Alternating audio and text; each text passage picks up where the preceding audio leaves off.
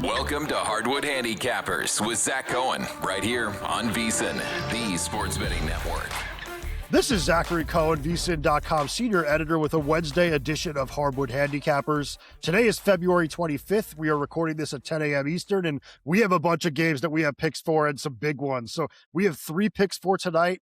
I really like all 3, so I can't wait to talk about them. But then after, we're going to talk a little bit about last night because I thought it was a pretty big night in the association. There's a lot to talk about, but let's start right away with the Thunder at the Pistons. This game tips at 7:30 p.m. Eastern, and it's definitely a game that's lost a little of its shine because there is going to be no Shai Gilgeous-Alexander, no Jalen Williams for OKC, but still nice to see these teams on the floor together. And overall, there's still a lot riding on this game. If you just kind of look at big picture stuff, Cade Cunningham, for example, is flying up the MVP boards. Right behind now, both Nikola Jokic and Shai Gilgeous-Alexander. And we've talked about it a lot on this podcast. We talked about it a lot with Kelly Bidlin yesterday. So if you want to hear more about the MVP award, definitely listen to yesterday's show. But it's just starting to get really close with some of these injury limits. And Cade now playing very well for the Pistons as he has all season, but starting to get some like big showcase games on national television. And tonight's another one. This game's going to be on ESPN. It's going to be against an elite Thunder defense that is elite even when SGA and Jalen Williams are not out there. The rotation is just filled with dogs on the defensive end of the floor. And I do think that this is another opportunity for him to just kind of put it in voters' minds that I'm here, I'm leading this, this Eastern Conference juggernaut, and I'm playing every single night. I think that's something that a lot of these voters do care about is the availability. Availability is huge for the most valuable player award. So if Cade does have another big game and, the Pistons win comfortably against the Thunder, even with some guys out, I do think that helps his case for the MVP award. But the way that I'm actually playing this game myself is I'm parlaying the Pistons on the money line to win this game against the Thunder with the Spurs on the money line against the Raptors. I'll talk a little bit about that game in a second, but for this game specifically, it's just, it's a little bit about what I talked about last night with OKC against Toronto. This Detroit team is number 2 in the league in terms of adjusted defensive rating. They are a top 10 defense when it comes to defending threes, whether that's, threes allowed per game or 3-point percentage allowed. So I just think that you could trust this defense to stay at home on some of the shooters that have been, winning games for OKC lately. I mean, they've won 3 straight games without Shai. They've been playing really well. I mean, the win in Toronto last night was very impressive, absolutely killed me. But yeah, it's been guys like Isaiah Joe and Lou Dort and the shooters that have just been getting too free, in my opinion, for a team that's missing, an elite on-ball creator in SGA and then, a borderline elite one in J-Dub. I just don't really know how it's happening. I don't think it's going to happen against a team that's as disciplined as the Pistons. This is a very, very good defensive team. And then offensively, I think Cade and Duren do enough to just kind of get this team across the finish line. I wouldn't be surprised if they cover, but just felt a little bit better about just hoping that they win the game. I don't really want to be laying points. This Thunder team, I've been underestimating them a little bit without SGA, but it's also a good rest spot for Detroit. Not a great one for the Thunder. So that's something else that you have to keep in mind. But yeah, I just think this is a game Detroit wins, and it's another way to kind of loop in the second game, which I also wanted to talk about. So we'll do that right now with the Spurs going to Toronto, taking on the Raptors. Like I said, Toronto coming off a bad loss last night against OKC. Ended up being favored in that game. And not only did I have them to win on the money line, I also had them in a parlay where I took them on an alternate, a +7.5. They couldn't even cover that. But yeah, it was just an ugly performance, at least for the first 2.5 quarters. But they did end up coming roaring back in that game in the third and fourth quarter.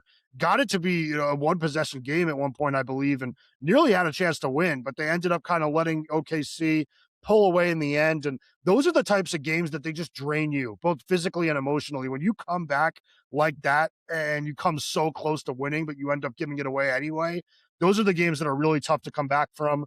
Now it's a third game in 4 nights, the second leg of a back-to-back for a team that I believe is somewhat emotionally and physically drained, like I just said.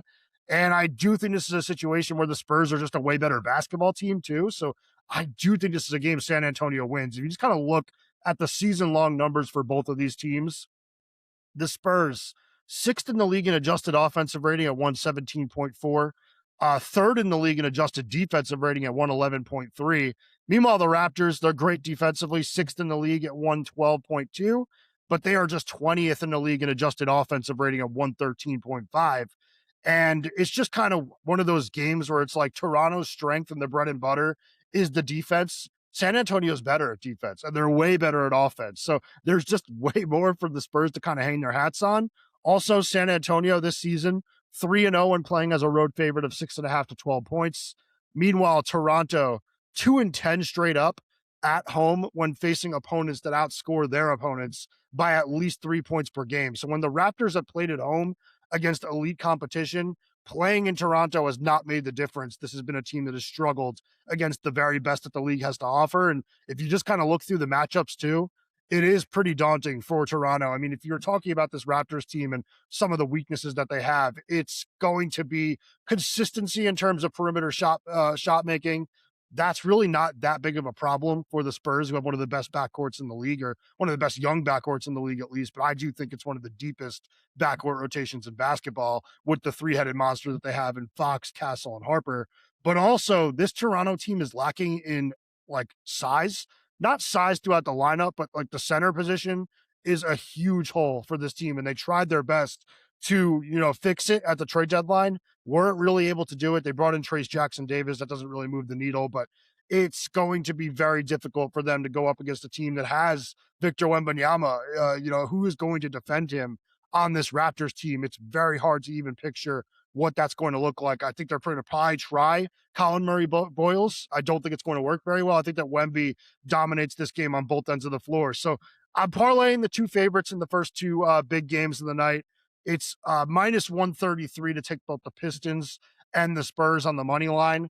I might end up going bigger than a unit than that on that. I'll decide in a little bit, but yeah, minus 133 right now. I think that's a really, really good price to be laying for this. I just find it very unlikely that you see those two teams win, Detroit, OKC and Toronto. So I do think that the parlay is the way to go here.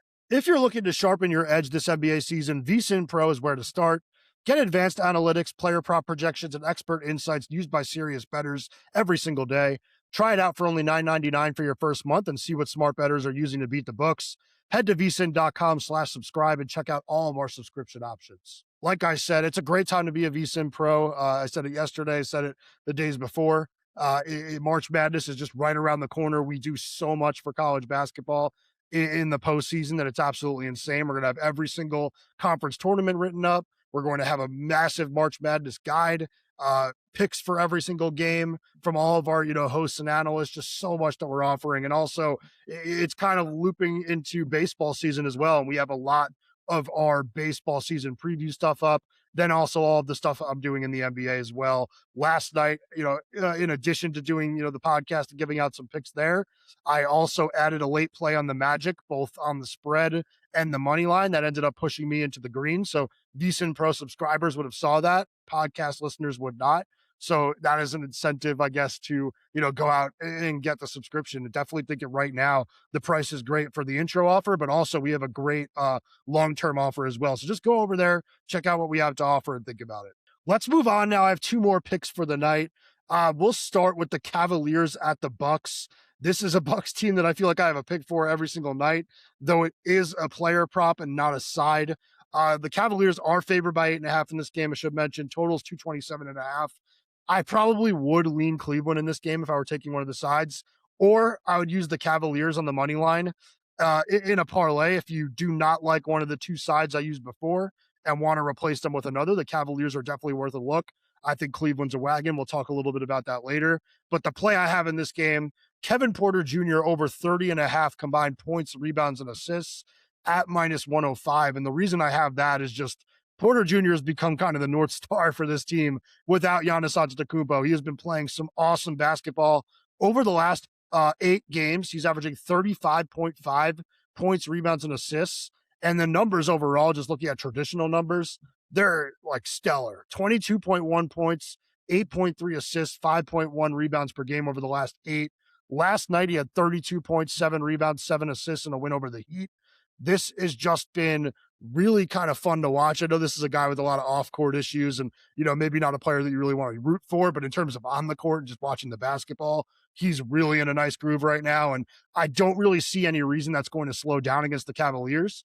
For as good as Cleveland is, and like I said, we're going to talk about that in a bit, they are not the greatest defensive team, at least in the, on the perimeter. We're talking about a team that has Donovan Mitchell and James Harden defending at the point of attack. And that's where Kevin Porter Jr. is going to be doing most of his work tonight. So he's going to be defended by those two guys. I think he'll be able to create a lot of separation against them. This Cavaliers team on the season is a bottom 10 defense in the league when it comes to defending above the break threes. Just about 25% of Kevin Porter Jr.'s points come on those types of threes. This is also a team that is just 23rd in the NBA when it comes to defending in isolation.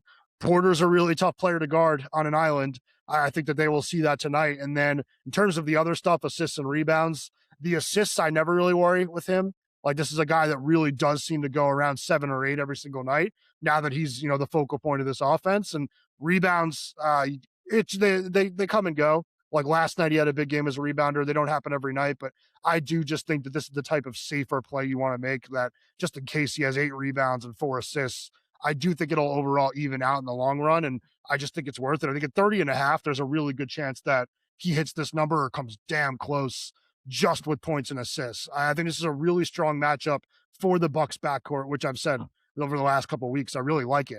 Milwaukee, this is a completely separate point that I didn't plan on saying, but talked about it a little. This backcourt is getting really, really hot. Kevin Porter Jr., Ryan Rollins, Cam Thomas, they have a lot of firepower. And when you bring Giannis back into this, if you bring Giannis back into this, I guess I should say, because it doesn't seem like a lock he's going to come back, even though he wants to, it's just going to be very interesting because I just don't think this team is as bad as people think. Talked about this a lot. I don't want to, I don't want to beat you over the head with it, but I do think that this team can win a playoff series or two, no matter who they're playing. I think that the East is weak enough and they are talented enough, especially with Giannis being the best player on the floor in any series in the Eastern Conference. I do think that there's a chance that they win a playoff series or two, which is why the other day I suggested a pizza money play on them to win the East at 250-1.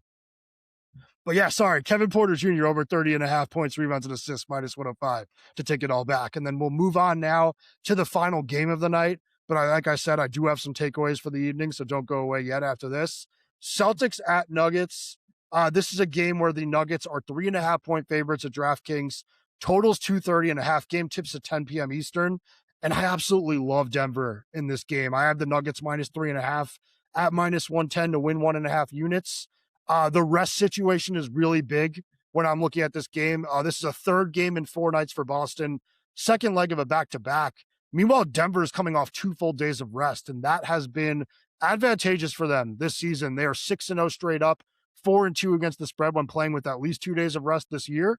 And I do just think that overall, that extra, time to prepare and just rest up for this matchup specifically is going to end up helping Denver quite a bit, because I think that when you look at the statistical profiles of these teams, very, very similar. Both of them are offensive juggernauts.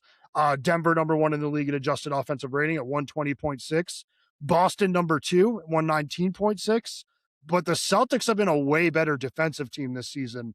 It's actually not even close. They're in the top 10, and the Nuggets are one of the worst defenses in the league. And that is something that if this were being played in Boston, or if this were being played with the two of them, both coming off a night of rest, maybe that would have me leaning Boston.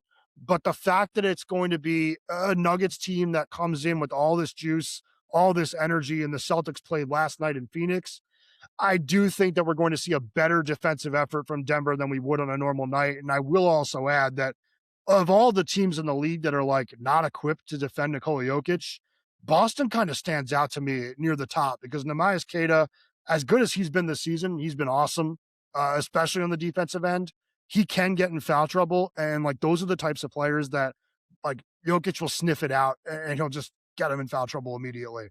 I think there's a chance that Queta's 3-4 fouls in the first 3 fouls in the first half. I'd say very realistic, and I'd say 4 fouls midway through the third, definitely within reason. I think that Jokic is going to get him, in unfavorable situations, let's say. And then also Nikola Vucevic, you bring him in off the bench.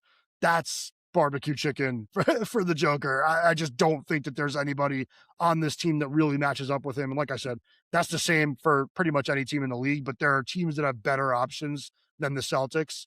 And if they are scrambling around defensively, trying to help, the Joker's just going to pick them apart and find shooters. And this team is missing pieces right now, this Nuggets team. No Aaron Gordon still, no Peyton Watson, but there is shooting around the Joker still. And if they are sending help, he will find the shooters. They will knock down their shots, with this being a game at Ball Arena with rest. I just think that this is a really, really tough spot for Boston. Even with Jaylen Brown coming back after not playing last night, you can maybe make an argument that like they're not really that poorly rested because Brown's going to be well rested. I don't agree with that. I think that this is a terrible spot for Boston. I think that Denver wins this game, wins it somewhat convincingly, and kind of quiets some of the concerns that we've heard over the last couple of weeks. Before we get into last night and recap the best bets for tonight, attention any listeners who are new to VSiN. Signing up for our free daily newsletter is a great way to catch up. Delivered straight to your inbox every morning, VSiN's newsletter offers picks, data, and strategies for the day's betting menu. Sign up for free now at vsin.com/newsletter and start receiving your free newsletter tomorrow morning. That's vsin.com/newsletter. Stay ahead of the game and bet smarter with VSiN. All right, I said I wanted to talk a little bit about last night. I think we have to start with the Cavaliers beating up on the Knicks in Cleveland. That was a game that Cleveland was favored by 3.5 or 4, got out to 4.5 at some places, but man, it was not very competitive. The Cavaliers kind of ran away with it. It was a lopsided first quarter. They went into the second up 35-26. Knicks did make it close at some point, but second half was all Cleveland. Third quarter specifically was all Cleveland. And it was just a game where you kind of saw all of New York's problems come out. OG Anunoby gave them very, very little offensively. The team did not shoot very well overall. Brunson was actually very inefficient, only 6 for 19 from the floor. Defensively, he was getting cooked by Mitchell and Harden. And that's kind of where I stand with this matchup. It's that I just don't think the Knicks are good enough defensively to defend the backcourt duo of Harden and Mitchell. I think that making that move for Cleveland was one that really did put them ahead of New York, if not the other teams. And I obviously have been on the record on this podcast plenty saying that I do think the Cavaliers are the team to beat in the Eastern Conference, but seeing them go out and kind of whoop another Eastern Conference contender was definitely something that made me feel good as I'm sitting here with a 6-1 ticket on the Cavaliers to win the East, also 14-1 to win the NBA Finals. This Cavaliers team did make a statement last night. They did it with Mobley playing only 24 minutes. And I just kind of think that that's like the big takeaway from that game is I've actually said it yesterday with Kelly that I think people are being a little too hard on the Knicks. I think that this recent stretch lately and overall, like their problems for the regular season is just a matter of them not, maybe taking it as seriously as they should be. But I do think that defensively in the postseason, they'll look a little bit better. And overall, I think that they'll like maybe experiment a little bit less than what we've seen this regular season, because a lot of the reason that Mike Brown was brought in was to tinker with some of the things that weren't working with Tom Thibodeau. And I do think that this is a team that has tried to get away from Jalen Brunson hero ball and stuff and tried to empower, some of the off-ball players a little bit. But in the postseason, they'll be able to just kind of fall back on what worked last year. And I think that that's a good thing to have in their pockets. But I still think that the best version of New York maybe pales in comparison to this version of Cleveland. As long as the Cavaliers stay healthy, I really do think they're going to represent the East. I know there's a tough road to go down because the East is a little bit better at the top than I think we all believed that it would be heading into the year. But man, I just absolutely love like their first 8 guys in the rotation. And Max Strus, it does sound like he's going to come back. I was actually looking this up yesterday because I'm like, this is starting to feel like he's not coming back. Kenny Atkinson, head coach of Cleveland, insists that he'll be back before the end of the regular season. It's not going to give him much time to get up to speed, but if he can give them anything in the postseason, like 16 minutes or something, that would be a huge help. I mean, he's just such a good shooter. He's a feisty defender for a guy that doesn't look it. But yeah, I just think this team made kind of a statement last night in a game that easily could have been way closer. They just went out, handled their business, and they did it pretty convincingly. So I thought that was really impressive. Something else to talk about last night, really not betting related, but it was nice to see Dejounte Murray return from a torn Achilles and scored 13 points in a 113-109 win over the Warriors. It probably does actually have more betting impact than it might seem because just we've talked about it all year. This New Orleans team does not have any incentive to lose. They do not own their first round pick next season. So bringing a player like Murray back makes them a little bit better for this season and maybe makes them a team that we're going to want to consider night to night in terms of covering spreads, just because I do think point guard play has been a bit of a problem for the Pelicans, and, bringing in a veteran like that to stabilize it, even if he's coming off, a major injury and not able to give you 30 minutes right away.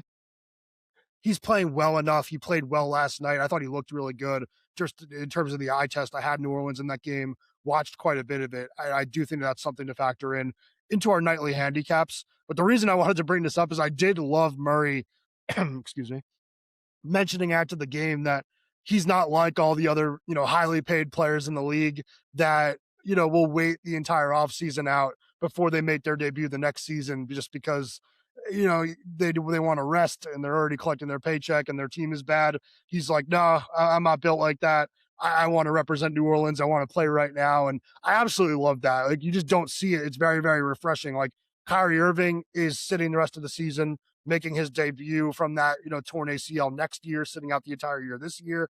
Tatum could have done it, but he's, sounds like he's going to come back. I just respect the guys that go kind of against the grain and put strain on their bodies and lay it out there for their teammates. I think that's admirable. So I love that he said that after the game. I love that he played. I love that he played well. It's going to be fun to watch him the rest of the season. Not expecting too much, but like I said, it does stabilize, one of the weak spots in their roster. So maybe they will end up being a better against the spread team the rest of the way. Last thing I wanted to talk about, I talked about the Pacific Division a lot just because I did have futures on with both the Lakers to start the year, then came in with the Suns on a bigger play.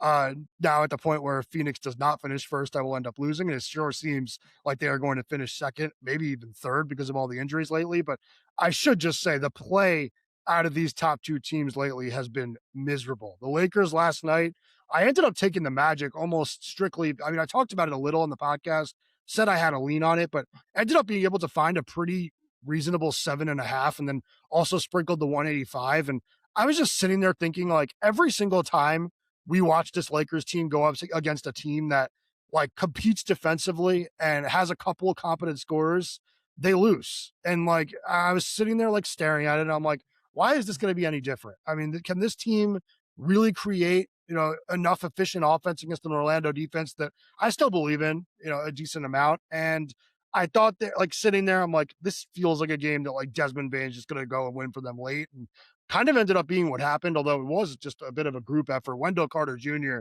played very well for Orlando, just dominating a really weak center position for the Lakers. But yeah, overall, LA, it's not working with this team. I don't think a lot of people expected it to work with this team. Maybe like regular season wins going over made sense. Winning the Pacific Division makes sense. They'll probably still do that. But in terms of like long-term hopes, doing something in the postseason, they're not good enough defensively, and the skill sets on offense are a little too redundant. Also, the center position is a problem. Even when Hayes is healthy, Jackson Hayes, that is, like Ayton and Jackson Hayes, not good enough. Like, they just got torn up by Wendell Carter Jr. last night. That's not a good center. It was just a concerning performance. We've seen a lot of these concerning performances from Los Angeles lately. For Phoenix, losing, like getting blown out by the Celtics without Jaylen Brown at home, even in a bad rest spot and with no Devin Booker or Dylan Brooks, like, they had reasons to lose that game, but to lose it the way that they did by roughly 20 points, what was it? It ended up being 97-81. Scoring 81 points is insane against that Boston defense. But yeah, it's just been really, really bad ever since Booker's gone out. He will be back soon. It'll be better when Booker comes back, but Brooks being out 4 to 6 weeks, having just had surgery on his left hand, it's a nightmare. He was like the heart and soul of this Suns team and like the number one tone setter for changing the culture. It's going to be an ugly few weeks in Phoenix. I mean, I'm hoping I'm wrong. Don't think I'm going to be. I think that the Suns are just not going to be good enough defensively without Brooks, and probably not good enough offensively with Booker, even with Booker back with Green and Allen and all those guys. It's going to be a mediocre team on both ends of the floor without Brooks. So ugly product, but yeah, two teams out West struggling. Fun night of basketball though. And we will get into, the Thursday card tomorrow, hopefully with Jonathan Von Tobel, but let's quickly recap the best bets for tonight before I get you out of here. I have a parlay with the Pistons money line versus the Thunder and the Spurs money line versus the Raptors. I have Kevin Porter Jr. over 30.5 points, rebounds, and assists at minus 105 versus the Cavaliers. And I have the Nuggets minus 3.5 at minus 110 to win 1.5 units versus the Celtics. Just those 3 picks for me. If you're noticing that I skipped 2 games for tonight, I'm sorry, but yeah, I don't have it in me anymore to talk about the Sacramento Kings. Kings are playing the Rockets. I think that will be a blowout, but don't feel good enough about Houston to bet it. And Golden State, Memphis, that's just disgusting. Like a Star Wars opening credits scroll of injury report players. Like I had no idea I was going to play in that game, but it's not a game I really want to think much about, and I don't see myself finding an edge. I'll look a little bit later at some props just to see if maybe I'm wrong and I can find something, but it's just not something I wanted to think much about right now. It's just an ugly game. The NBA right now, like with all the tanking teams and all the injuries, we're going to have big cards that get whittled down to a few big games. That's just fine. We could be a little bit more selective if we need to be, but yeah, we have 3 plays for tonight. Hopefully we win. We got back in the green last night, so 2 nights in the green in a row. Hopefully we make it a 3rd this evening. And yeah, join me for tomorrow's episode of the Hardwood Handicappers and head over to vsin.com for my columns and any picks that I have.